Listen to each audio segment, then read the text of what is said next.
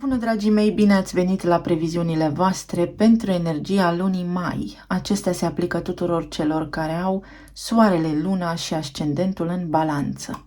Bine ați venit și haideți să vedem despre ce este vorba pentru voi dedicat. Primul eveniment astral de mare impact pentru noi toți este pe 1 mai retrogradarea planetei Pluto la 0 grade Vărsător, în casa voastră a 5-a. Casa voastră a 5-a reprezintă creativitatea, copiii, romanțele, iubirea, muzica, arta, plăcerea de a trăi, ceea ce noi iubim, unde ne simțim noi bine, plăcerile vieții noastre.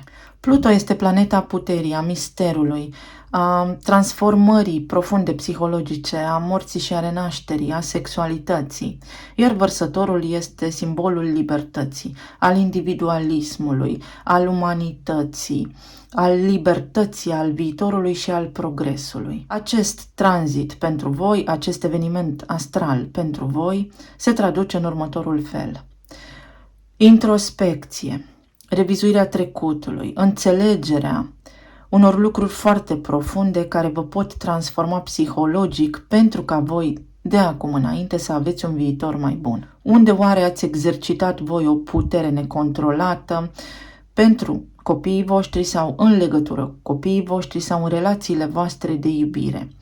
Când poate vă întâlneați cu cineva și v-ați dorit neapărat ca lucrurile să iasă într-o formă sau alta. Sau poate realizați acum că lucrurile care au legătură cu copiii voștri v-au interesat prea mult și că nu vă era locul acolo. Ați avut o perioadă lungă de timp în care i-ați ignorat și v-ați ocupat mai mult de voi înșivă, sau poate v-ați ocupat prea mult de ei și prea puțin de problemele legate de iubire în ceea ce vă privește. Pe de altă parte, acest eveniment astral spune eliberarea din captivitate, din teama de a nu fi singur, din teama de a nu accepta că sunt vulnerabil și din negarea unor obiceiuri poate profund înrădăcinate în subconștientul vostru. Pluto în Vărsător spune: eliberează-te de fricile tale, de temerile tale, stai față în față cu ele și integrează-le. Tu ești tu și ceilalți sunt ceilalți și fiecare dintre noi își construiește viața după bunul plac. În egală măsură poți aici cunoaște pe cineva extrovertit, atipic, extravagant și nonconformist, alături de care să te transformi psihologic, să-ți recapeți puterea, plăcerea și bucuria de a trăi. Mergem mai departe pe data de 5 mai, când va avea loc eclipsa lunară în Scorpion, în casa voastră a doua. Casa a doua aparține Taurului și vorbește despre iubire, despre lucrurile pe care pun preț, despre stima de sine, despre bunurile mele materiale și ce vreau eu să fac în viața asta. Iar Scorpionul, după cum spuneam, este energia sexuală, este puterea, este manipularea în unele cazuri, este transformarea, regenerarea. O eclipsă înseamnă conștientizare profundă, ceva ce nu mai putem nega, ceva ce nu mai putem ascunde sub preș, noi începuturi, dar survenită din finalitate iminentă. Trebuie eliberat aici ceva, la nivel de bani, la nivel de valoare, de stimă de sine. Unde vă subapreciați voi, pe ce puneți amprenta voi, ce iubiți voi cu adevărat, realmente. Această eclipsă de soare va aduce în prim plan lucrurile pe care voi le iubiți cu adevărat, oamenii pe care voi îi iubiți cu adevărat și pe ce puneți voi amprenta în viața aceasta. Cât de mult vă stimați și cât de mult vă iubiți pe voi înșivă. Pe data de 7 mai, guvernatoarea banilor și a iubirii Venus intră în Rac, în casa voastră a 10-a. În menirea voastră aici, în planul terestru, în cariera voastră, în planul social și în ochii lumii. Venus în Rac spune în felul următor: poți avea parte de oameni în jurul tău, în cariera ta, în profesia ta, alături de care să te susții emoțional, alături de care să-ți facă plăcere să lucrezi. Poți revizita niște locuri din trecut, poți reveni asupra unor idei din trecut, poți reveni asupra unei cariere din trecut, a lucrurilor pe care le făceai anterior și îți făceau plăcere. Racul este simbolul mamei, al familiei, al casei în care ne-am născut, al rădăcinilor noastre și al trecutului. Iar Venus este, după cum spuneam, acea energie magnetică care atrage, a proprietăților. Lucrez acum pentru proprietățile mele, lucrez pentru ceea ce iubesc, pe cine iubiți voi cu adevărat și cine vreți voi să fiți în această viață, cum vreți să fiți văzuți. Dar mai departe de toate acestea, trebuie să vă dați seama că puteți avea parte sau că puteți să vă exercitați acum talentul înnăscut și să aveți un rol de binecuvântare în viața celorlalți. Să vă dați seama că aveți valoare, că puteți fi primiți cu drag de către ceilalți, că ideile voastre pot fi primite cu drag de către ceilalți, atâta vreme cât voi iertați trecutul și îl acceptați. Pe 14 mai, Mercur își începe mersul direct prin Taur. Revine la normalitate în casa voastră a 8-a. Casa 8-a reprezintă puterea, misterul, subiectele oculte, înțelepciunea, lumea de dincolo, sexualitatea, banii partenerilor, banii partenerului meu, taxele și impozitele, banii pe care eu îi câștig prin parteneriatele mele, deja încheiate. Mercur în Taur aici retrograd a spus: uite, atenție la banii tăi, atenție de unde faci banii, atenție la partenerii pe care îi ai, atenție la puterea ta, atenție la taxe, la impozite, la pensia alimentară dacă este cazul, pentru că trebuie să-ți creezi o structură eficientă pentru un viitor mai bun, pentru a te susține și pentru a fi în siguranță. Tot aici, planeta Jupiter va intra pe 16 mai, în Taur, casa 8-a. Jupiter este planeta expansiunii, planeta care mărește tot, imparțial. Dacă cumva aveți datorii la stat sau dacă cumva nu vi s-a făcut așa lumină în zona aceasta și în treburile legate de casa 8-a, acum aveți ocazia să o faceți, pentru că Jupiter vrea abundență, iar Taurul vrea siguranță. Revizuiți contractele pe care le aveți, parteneriatele pe care le aveți și vedeți dacă sunt solide, dacă vă dau putere financiară pentru a vă putea susține un viitor mai bun. Mai apoi, pe 19 mai, tot aici, în casa 8-a, va avea loc evenimentul de lună nouă din Taur, care spune: hai, odată și pentru totdeauna, uite, poți acum să-ți trasezi noi direcții în viață. Direcții stabile, ce faci acum tu rămâne, bătut în piatră, rămâne pentru totdeauna. Ai grijă de lucrurile pe care le dorești, trasează-ți direcția în viață, setează-ți noi intenții, noi direcții, pentru că le poți obține. Trebuie doar să fii eficient, calculat și să gândești pragmatic. Mergând mai departe, pe 20 mai, Marte, planeta acțiunii, va intra în Leu, în casa voastră a 11-a. Planuri de viitor îndrăznețe, chemarea sufletului, voința sufletului meu este... ... după caz. Leul este semnul nobil, este un semn care ne ajută să ne centrăm pe voința sufletului nostru, iar Marte este curajul, determinarea să o facem. În casa 11-a, care înseamnă planuri de viitor, țelurile mele, dorințele mele, rețelele de oameni din care fac parte, grupurile sociale, statutul social. Încep ceva acum care îmi dă putere, determinare, pentru că am încredere în mine să îmi fac un viitor mai bun și îl voi avea. Pe 21 mai, Soarele va intra în Gemeni, în casa voastră a 9-a.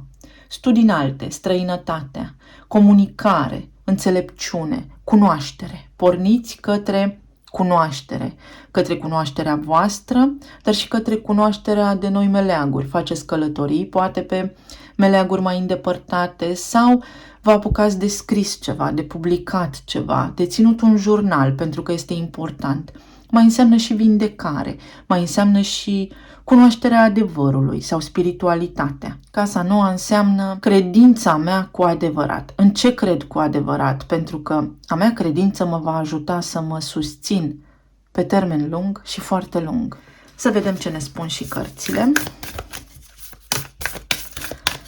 Pentru balanță, luna mai. Energia spune: uniune de iubire. Îmbrățișează-ți iubirea din suflet. Deschide-te către iubire. Fii vulnerabil și acceptă lucrurile care poate nu-ți mai servesc, acceptă adevărul și fii sincer cu tine, pentru că toate aceste lucruri vor deschide un nou portal către iubire. Să-ți faci prieteni noi. Prietenia este alchimia către succes. Venus în Rac spune că puteți avea o carieră în casă. Fie puteți lucra de acasă, fie are legătură cu casele oamenilor, spre exemplu, sau cu case, cu proprietăți, cu imobiliare sau cu design interior, cu înfrumusețarea caselor oamenilor.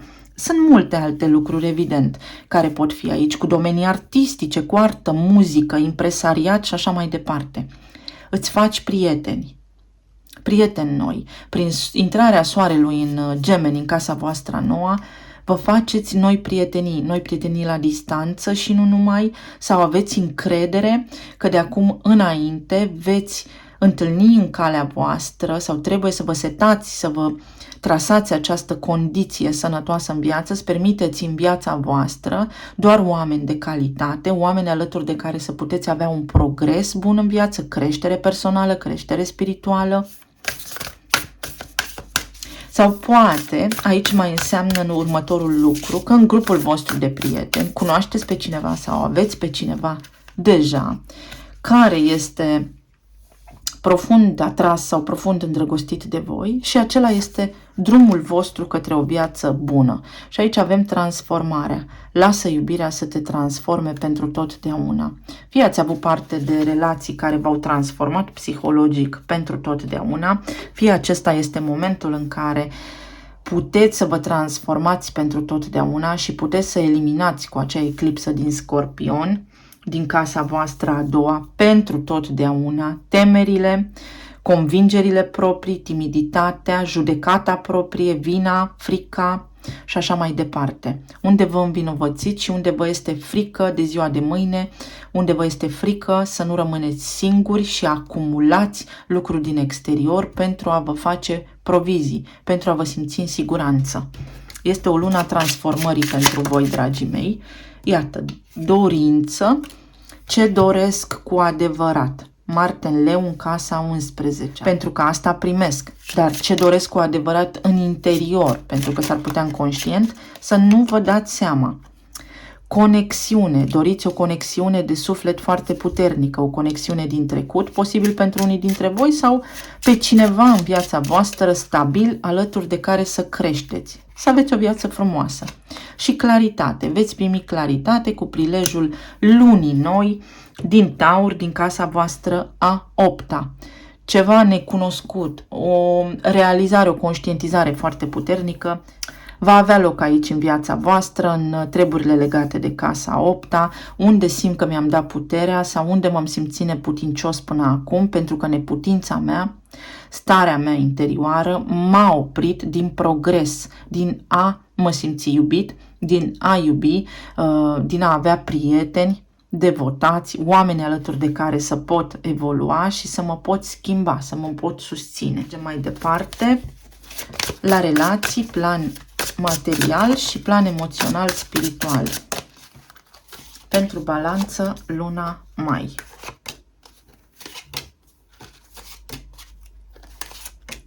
Unii dintre voi căpătați claritate în legătură cu relațiile din trecut și vă dați seama, poate, unde v-ați investit energia totalmente nejustificat, unde ați fost într-o zonă de sacrificiu inutil, unde v-ați risipit resursele și cum poate prin bani ați încercat să cumpărați iubirea celorlalți, prin cadouri sau cum iubirea voastră s-a tradus până acum prin a avea grijă de cineva, a le oferi un trai bun și așa mai departe.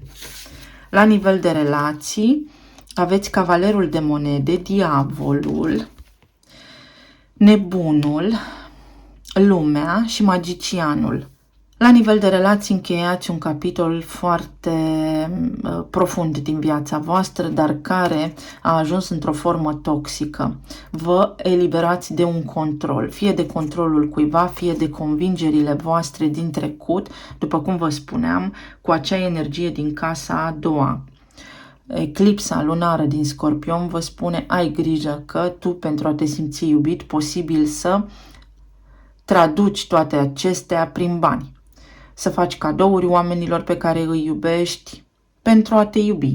De la lucrurile cele mai mărunte până la lucrurile cele mai profunde, sub o formă sau alta. Aici trebuie închis un tipar prin care voi nu aveți încredere în voi înșivă, prin care nu vă permite să fiți vulnerabili din trecutul vostru, ceva dintr-o relație anterioară a declanșat asta în voi și aveți nebunul și magicianul. Este timpul să porniți într-o altă direcție.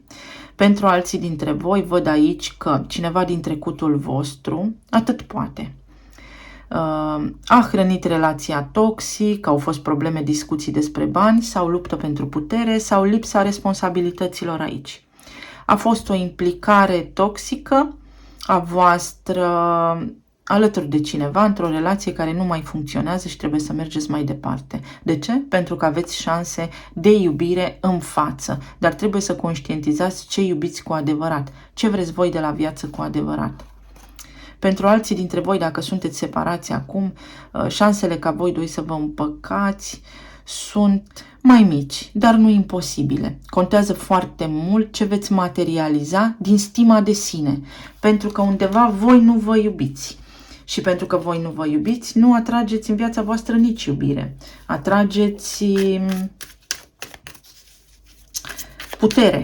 Sunteți puternici, da, dar uniunea nu are legătură cu iubirea, are legătură cu vulnerabilitatea. Avem aici 6 de monede, un echilibru. Trebuie să vă echilibrați, să vă restaurați încrederea în voi înșivă, pentru că există aici cineva care vă poate deschide drumul către o frumoasă relație de iubire. Fie prin intermediul unui prieten sau al unei prietene cunoașteți pe cineva nou, fie o prietenă sau un prieten vă ajută să intermediați cumva tratatul de pace între voi și persoana voastră de interes și să materializați posibil o împăcare, un nou început, dar pentru ca toate acestea să se întâmple trebuie eliminată energia toxică a diavolului, adică atenție la cine conduce, atenție la cine este în energie masculină. Aici avem regina de spade. Trebuie multă claritate, multă înțelepciune adusă în această poveste, soarele din casa noua din Gemeni, o comunicare mai clară, mai înțeleaptă, mai coerentă. Unii dintre voi ajungeți la un divorț sau avem aici în discuție un divorț care a făcut foarte mult rău și încă de atunci voi ați rămas prinși și conectați la trecut, v-a scăzut stima și valoarea în voi înșivă și ați rămas ușor tăios sau foarte rece, foarte detașat emoțional. 3 de bâte. Iese soarele pentru voi aici, sunteți în fața unei noi oportunități. Fie de a vă reîmpăca cu o persoană din trecutul vostru pe care o iubiți, fie cineva nou răsare la orizont pentru voi. Nebunul. 10 de monede. Cineva nou răsare la orizont pentru voi sau puteți readuce, recrea, familia voastră, în funcție de ceea ce vă doriți. Unii dintre voi aveți și copii. Cavalerul de bâte, Marte în leu. Ce frumos!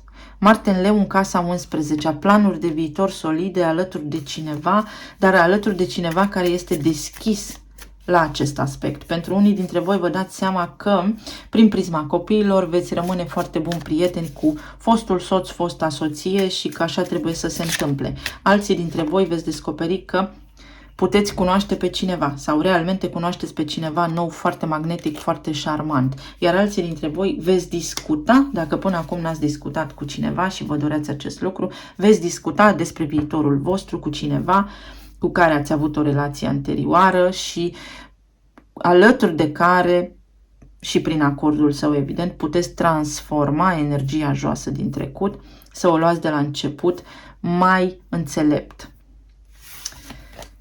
Pe plan material avem 6 de monede, asul de cupe, 2 de monede și 9 de monede.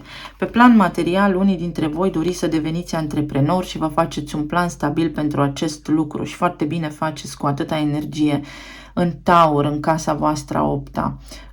Sunteți puternici și știți că aveți flair la a face bani și îi puteți face. Pentru alții dintre voi, văd că aveți de investit niște bani în vindecarea voastră într-o terapie sau în ceva ce ține de medicină, în ceva medical și că veți reuși să faceți acest lucru. La cum sunt înșirate monetele acestea aici, parcă este dantura, deci poate aveți nevoie de bani pentru a vă repara dantura, da? Pentru intervenții stomatologice. Pentru alții dintre voi văd că după lungi dezbateri, începeți un nou drum la nivel de carieră, vă redeschideți așa orizonturile, căutați un alt serviciu sau vă găsiți un alt serviciu sau vă găsiți și mai mulți clienți pentru unii dintre voi dacă sunteți antreprenori sau lucrați pe cont propriu. 2 de monede. Împăratul. Voi, dragii mei, la nivel financiar, puteți ajunge să fiți regele lumii, antreprenori, totul este stabil, iată lumea, da, lumea. Vă extindeți, lumea aici înseamnă extindere, posibil extindere peste graniță sau posibil să faceți niște achiziții care au legătură cu străinătatea sau vă măriți cercul de prieteni, cercul de recomandări, cercul în care lucrați. 4 de cupe, dar trebuie să renunțați la ceva ce nu vă mulțumește pentru că sunteți un pic apatici. Poate ați lucra foarte mult, nu prea vă arde de lucrurile acestea, dar sau poate nu aveți curaj să porniți pe cont propriu. Dar aici cărțile vă spun, ăsta este un moment foarte bun să pornești pe cont propriu. Cavalerul de monede, pentru că stai în fața unui cufăr plin de aur. De acum înainte îl poți cimenta, poți sigila niște afaceri, poți sigila niște contracte care să te ajute de acum pe viitor să ai independență financiară, stabilitate și așa mai departe. Pe plan emoțional avem Cavalerul de cupe, 3 de spade, 10 de monede, și 7 de bâte. Aici avem posibil relația cu un copil care v-a epuizat, posibil să fiți certați, să vă tot aruncați cuvinte sau pur și simplu să nu comunicați. Copilul respectiv să aibă provocări pe care vi le ascunde, luptă pentru ceva, voi nu știți că are o tristețe, are ceva pe suflet aici și nu puteți comunica. V-a frânt puțin inima. Pentru alții dintre voi văd că aveți o stare energetică joasă din care trebuie să ieșiți. Marte în Leu, în casa a doua, spune: prețuiește-te mai mult, valorifică-te mai mult tu pe tine, ai mai multă grijă tu de tine, pentru că atunci când tu vei avea mai multă grijă de tine, vei fi mai înțelept, mai conectat la tine, la ființa ta, la sufletul tău, vei vedea că lucrurile se vor îmblânzi. Că dacă este despre un copil aici, copilul va reveni la vorbe mai dulci, la o atitudine mai bună. Până la urmei, voi sunteți părinții lui. Sau că dacă ne gândim la un partener de viață, atunci partenerul de viață este chinuit el la rândul cu niște probleme de inimă, poate realmente de inimă, dacă am spus asta, sau poate este într-o altă relație în acest moment, nu este cu voi și atunci este bine să-l lăsați să treacă prin ce are de trecut, pentru că poate reveni către voi dacă voi aveți mintea clară. 3 de bâte. Progres aici în direcția aceasta, progres pentru viitor, mai ales la nivel de relație cu copiii. De ce am pus aici amprenta pe copii? Pentru că în casa a 5-a veți avea voi retrogradarea lui Pluto la 0 grade, adică totul sau nimicul. Este momentul în care fiecare să își vadă de viața sa și să ne întâlnim toți la masă, la petrecere, uniune cu iubire, să ne tratăm egal, cu respect și să ne vedem fiecare de viața noastră. Asul de monede, ceva concret se întâmplă aici. Relația cu copiii se transformă și se schimbă atunci când voi le dați spațiu și libertate de mișcare. Relația cu partenerul de viață se schimbă atunci când partenerul de viață înțelege niște lucruri care îl transformă pe el însuși singur. Regina de monede. Ceva stabil se întâmplă aici. Regina de monede este regina care se sacrifică pentru cei din jur. Este mama și soția. Fac ce este bine pentru ceilalți. Ei, este momentul să faceți ceea ce este bine pentru voi, pentru că acestea sunt șansele voastre de reușită în iubire, în relația cu copiii și, în general, în toate zonele din viața voastră. Transformare. Va fi o lună de transformare majoră în care atenția să fie pe voi și pe sufletul vostru. Veți vedea cum veți deveni magnetici dacă veți face acest lucru. O carte ca energie generală aici. Întâlnire. cunoaștem pe cineva nou, să ne facem planuri de viitor și să ne simțim frumoși și atrăgători. Este un moment în care să vă faceți și voi micile plăceri ale vieții, pentru că puteți cunoaște pe cineva sau pentru că puteți discuta acum cu persoana pe care voi o îndrăgiți și vă puteți vedea și vă puteți reconecta.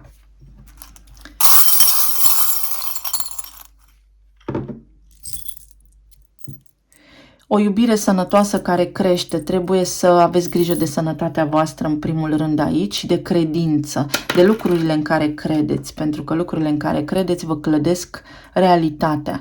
Mâna destinului aici intervine pentru voi, puteți obține foarte ușor lucrurile pe care le doriți, dar trebuie să fiți înțelepți și să aveți claritate. Aici spune că veți pleca într-o călătorie posibil, unii dintre voi, într-o transformare, călătorie de transformare care vă ușurează și vă schimbă viața. Aveți o cheie, o șansă nouă sau puteți să vă cumpărați o proprietate. Se transformă situația, iată, trebuie să aveți grijă de voi, să vă cumpărați și voi lucruri, să vă tratați cu iubire și pe voi înșivă. O căpșună, să eliminați lucrurile alergice și toxice din viața voastră, să fiți atenți unde este prea mult sau poate unde nu puteți vedea obiectiv niște lucruri, sau o întâlnire cu căpșuni și frișcă alături de cineva pe care voi acum îl aveți în minte, steaua, da, se poate întâmpla. Dacă sunteți separați acum și la o mare distanță unul de celălalt, lucrurile se pot schimba, puteți discuta, vă puteți vedea, puteți ieși. Iată, luna nouă din Taur, din casa voastră a 8-a, spune: sunt puternic, uite, asta vreau de la viață, asta îmi doresc și asta primesc. Aveți aici cifra 7, luna iulie, poate un rac sau pe axă în opoziție un capricorn, poate pe cineva din Olanda sau pe cineva care locuiește în același loc cu voi. Aici am land, cineva care aterizează și vine și vă vede, sau pe cineva cu care sunteți conectați.